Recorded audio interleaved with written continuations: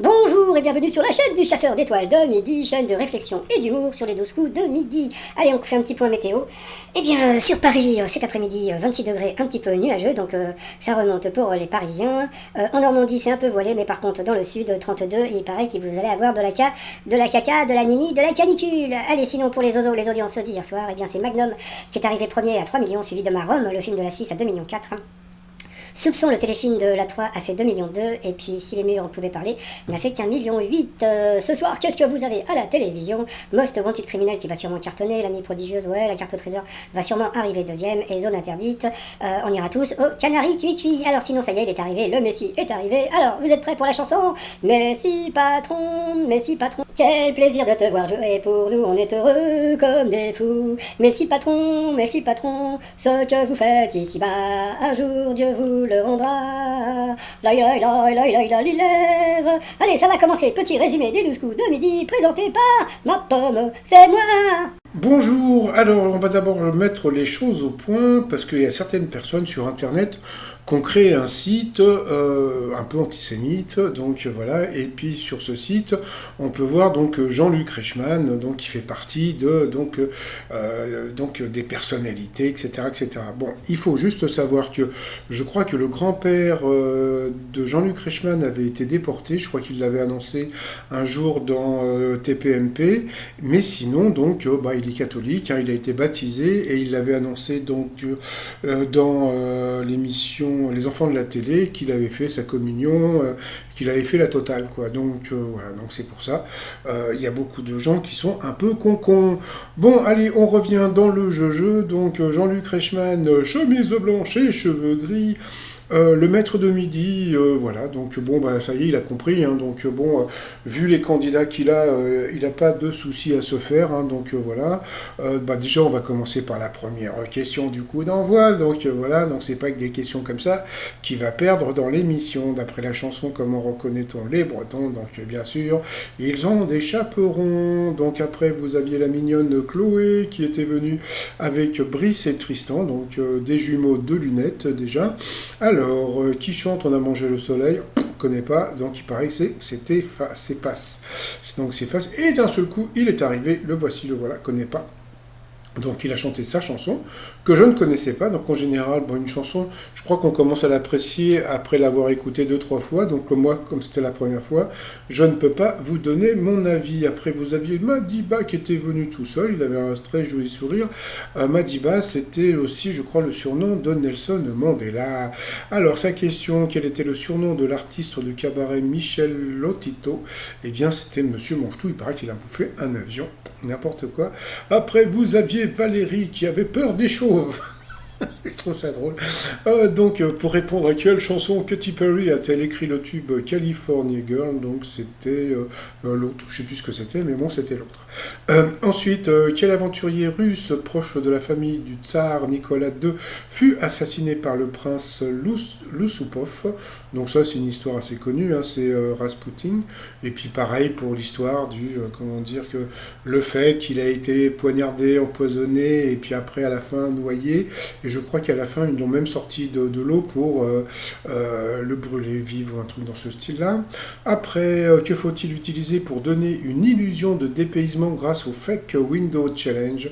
Eh bien, c'était un projecteur et un mur vide. Ensuite, quel ingrédient utiliser dans les nouveaux billets de livres sterling fait polémique en Grande-Bretagne? Eh bien, c'était de la graisse animale. Donc, why not? Pour quelle raison le groupe du club Dorothée s'appelait-il Les Musclés? Eh bien, c'était à cause d'un jus de fruits.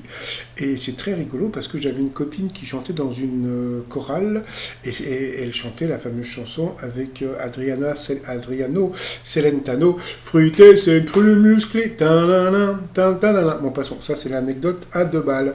Donc, sur cette question, eh bien, elle est passée au rouge. Qui dit rouge dit duel. Elle a pris donc Madiba en duel, qui a une question qui n'était pas évidente. En 1972, qui enregistra un album solo dont le titre est Imagine.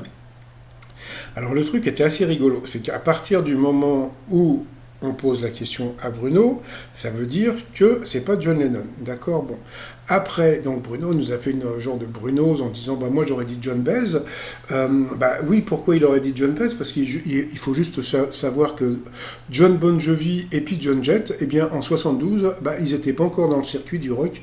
Donc voilà, donc c'était assez simple, donc c'était John Baez.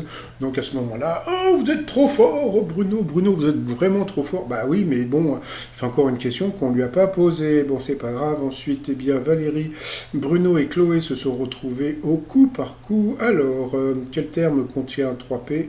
Eh bien, la mauvaise réponse eh bien, c'était la chauve-souris d'Europe. Donc voilà. Ensuite, quel personnage de la mythologie grecque intervient dans la légende du Minotaure? Alors ça m'a fait beaucoup rire. Et pourquoi ça m'a fait beaucoup rire? Parce que comme vous le savez, donc le sujet de prédilection de Bruno, c'est la mythologie grecque. Donc voilà, donc à ce moment-là, donc bon, à chaque fois qu'une personne répondait, donc Bruno racontait un petit peu le pourquoi du comment, etc. Bon, et à chaque fois, le truc qui était super rigolo, c'est que Jean-Luc Reichmann disait oh là là, qu'est-ce qu'il est fort. Vous trouvez pas qu'il est fort? Oh là là, qu'est-ce qu'il est fort. Oui, mais Jean-Luc, vous savez très bien que c'est son sujet de prédilection. Jean-Luc, hein, faut pas nous prendre pour des billes non plus, hein. Bon, c'est pas grave. Donc voilà, donc la mauvaise réponse, c'était Pallas.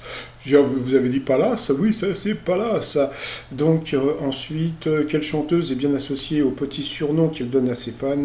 Eh bien, la mauvaise réponse eh bien, c'était Demi Lovato avec Love Lie.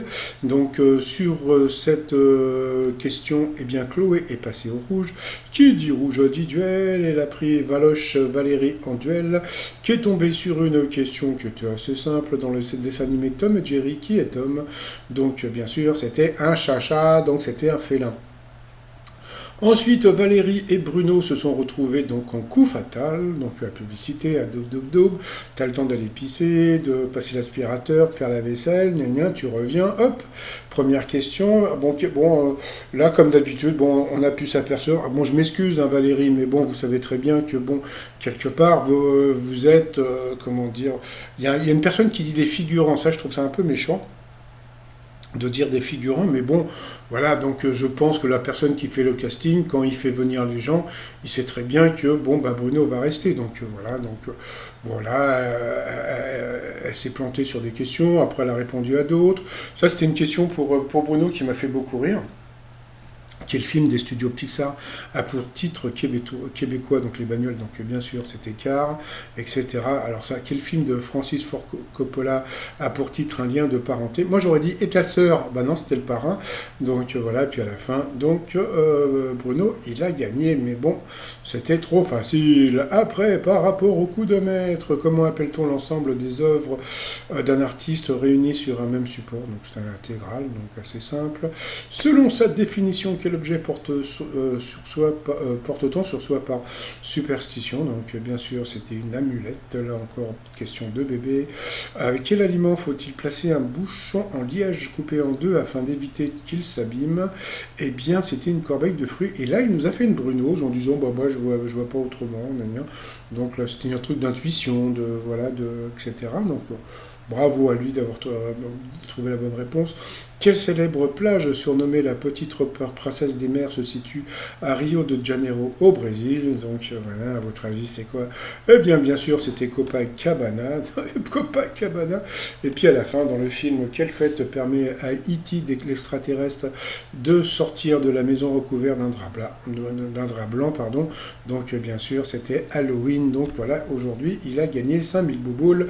Donc voilà, sur des questions assez faciles. Donc voilà, bon, comme je dirais l'autre, on s'en fout, c'est pas nous qui paye, à part si vous téléphonez. Si vous téléphonez, c'est vos sous qui vont payer Bruno. Donc voilà. Sinon, par rapport à l'étoile mystérieuse, bon, bah, comme on peut voir un genre de truc. Alors, ou bien c'est un taureau, ou bien c'est un hippopotame. Donc, si c'est un taureau, en plus, il est noir comme la Mano Negra. Donc, bon, bah voilà.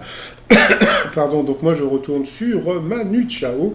Donc, bah, je pense que parti comme c'est parti, il peut trouver donc l'étoile mystérieuse avant la fin des cases, hein, puisque bon, plus ça va, donc bon, bah, il va voir le côté Espagne, plus, comment dire, Rio, etc., etc., plus musique, hein, puisque la lyre, c'est parce que c'est un musicien, etc., etc. Donc, bon, bah, donc, je pense que il peut ou trouver l'étoile avant la fin des cases. Donc voilà. Sinon, pour finir, bah, le short que j'adore, hein, c'est mon préféré de mon site, hein, c'est la Royal Family avec Michael Jackson, Beyoncé, Prince et puis Rihanna. Et puis bah, mes t-shirts de Messi. Hein. Ici, c'est Messi avec le numéro 30. Mais non, Messi. Voilà, tout ça sur le site trotsmignon.com. Sinon, 828 545 euros. Bah, pour une fois, regardez, là, on ne l'a pas vu. D'habitude, on le voit un petit peu. Et ben non, là, on ne l'a pas vu. Donc, il a monté les marches. Tout simplement. Allez, ben moi je vais vous souhaiter une agréable journée et je vous dis à demain, portez-vous bien et surtout portez-vous, allez bye bye. En plus il va faire beau là, donc un peu partout, donc ça va être un peu le retour de la chacha, de la loleur, de la chaleur.